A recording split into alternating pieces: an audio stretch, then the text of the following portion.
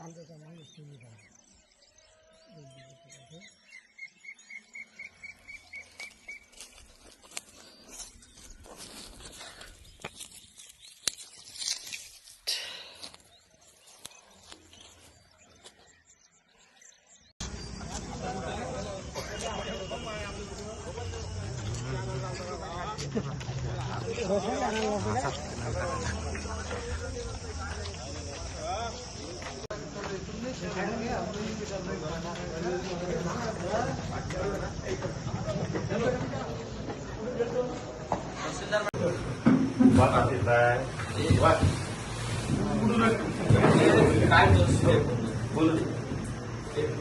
हे असे पूर्ण सडलेले आहे.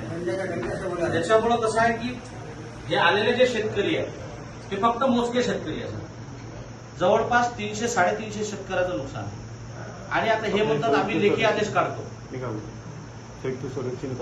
संयुक्तच करा लागते. हे लेखी आदेश काढून राहिले.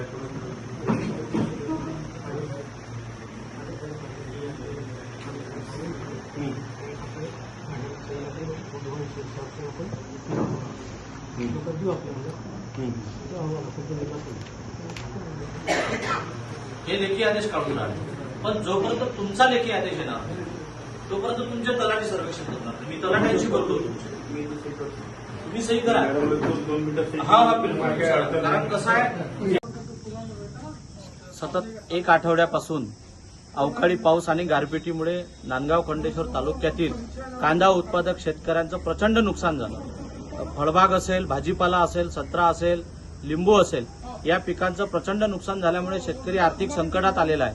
त्यामुळं शासनाने तातडीनं 2 दिवसात सर्वेक्षण करून नुकसानग्रस्त शेतकऱ्यांना, कांदा उत्पादक शेतकऱ्यांना नुकसान भरपाई देण्यात यावी अशी मागणी आज आम्ही माननीय तहसीलदार आणि कृषी अधिकाऱ्यांकडे केली.